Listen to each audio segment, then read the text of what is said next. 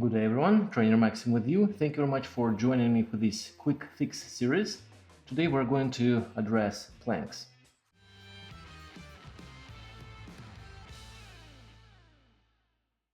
As always, thank you a lot for supporting my channel. Thank you for your generosity, all the super thanks. Absolutely appreciate it. And thank you my support angels, your help is invaluable. If you want to become one, please consider. If not, just keep watching my videos, keep commenting, keep asking questions. I'm always open for them. Thank you very much. Thank you very much, everyone. Thank you. Plank is often to be considered the core exercise, which is not quite accurate. It should be considered the torso stability exercise. And what I mean by this. So let me show you regular versions of plank I keep seeing at the gym. First, we consider it for the simplicity's sake on the elbows. Guys go here, and it's either overly crunched like this, facing down, or overly arched like this. So neither of these positions provides you with the good engagement of the core or spinal activity or the combination of some. What essentially we want to achieve with the plank. First misconception that it's the core exercise. We're trying to condition the front of the core, which is not the whole core, it's just the one muscle of the four muscles of the core. So it's rectus abdominis only.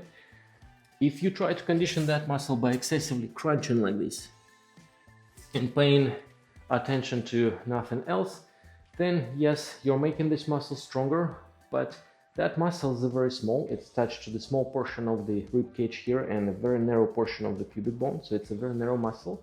When it engages, it does not provide you with any stabilization laterally, and it's not going to prevent the spine from any twists.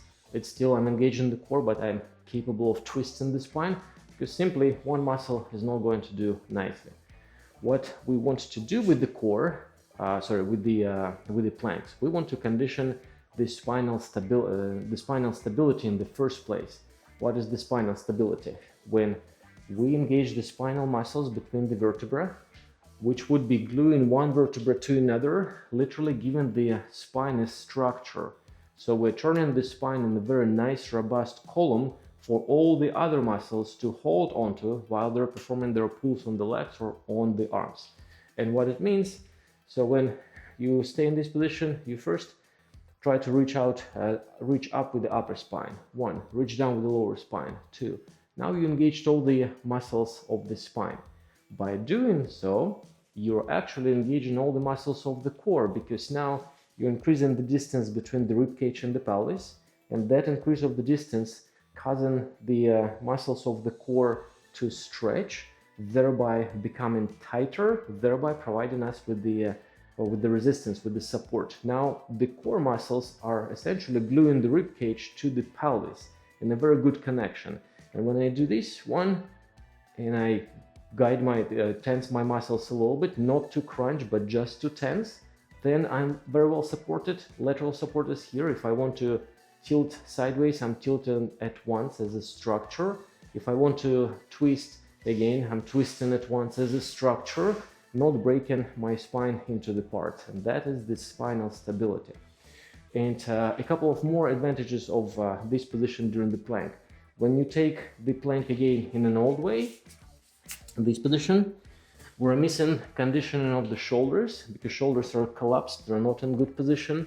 Essentially, you're resting on the bone structure here. You're not using any muscle stabilizers for shoulders to keep them open. You're just surviving on the shoulders, and we're not conditioning the hips because the pelvis is pushed forward with this position. And the leg, by virtue of pelvis being pushed forward, upper leg, just brought to the end of the range of motion, because it has only 25 degrees of range to move back when the pelvis is tilted. By tilting the pelvis forward, you're eating that range, and the upper leg just positioned at the very end of its natural range of motion. So we're not using the hip flexors to be supported in the plank. We're just resting on the joint, which is locked in that end range of motion. So no hip conditioning, and we really don't want it. By taking your spine into the tall state, we're engaging the core, and now we have an opportunity to do this to the shoulders to tilt the shoulders back a bit, opening up the shoulders. Now we're using the shoulder muscles, the chest muscles for support. And now because the pelvis is tilted a little bit in a neutral way, now the legs are actually not at the end of the range of motion, but somehow in 10% of the range of motion. So now we use the hip flexors to support our torso and prevent the torso from collapsing down. And we're not just resting on the joint structure. So we're actively using the hip flexors to hold the position. And see how that change leads us to the from the plank with only crunched front core, and only that part of the core is working, nothing else. If we take the second version of the plank, good version, then we're conditioning the spinal muscles, we're conditioning the core muscles, we're conditioning the shoulder muscles, we're conditioning the hip flexors muscles, developing the overall state of the torso stability, which we badly need during the push-ups, pull-ups, deadlifts, running, walking, handstands, you name it, martial arts.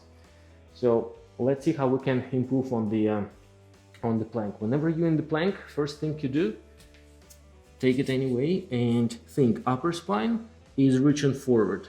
1. Great. Naturally, you start looking straight ahead. Lower spine is reaching back. 2. Great. Now, shoulders tilted in the back, diagonally back down to the mid spine. Good. And now, in addition, you can tighten the core, or you can think side of the rib cage to the side of the pelvis. That will tighten the entire core around the torso like a belt. But you must not think crunch, you must not produce the action. Any muscle has 3 states of activation. First, engagement with shortening. That's the very commonly known as engagement just. There is another state of the muscle when we stretch the muscle and the muscle becomes tight and supports the position of the joint. That's exactly what we want here. And the third one, static engagement, when you just tense the muscle without an intent to shorten it. Another way to support your body. So we want to think sides of the rib cage to the sides of the pelvis with the spine tall, shoulders open, and that will engage your entire core like a belt, which encompasses all the torso in a much better way. And you will be holding it this way. Upper spine forward, lower spine back, shoulders open, sides of the rib cage to the sides of the pelvis. Great. And you just hold this position for 1 minute. And when you get used to that, you will see that you feel the core and the spinal muscles in a much better way. They're nicely coordinated with one another. The work of the spinal muscles coordinated with the work of the core muscles, with the shoulder muscles, with the hip muscles. So overall, your body efficiency is great and your stability as a result is improved. So look at this. I can do this movement without dropping my spine, without disintegrating my spine, without crunching, without bending, without anything else. That's stability. And based on that stability, I can build different elements. Handstands, rings, pull-ups, push-ups. Again, just simple walking will become better. Simple running. So we want this plank. So try this one. See how it works for you.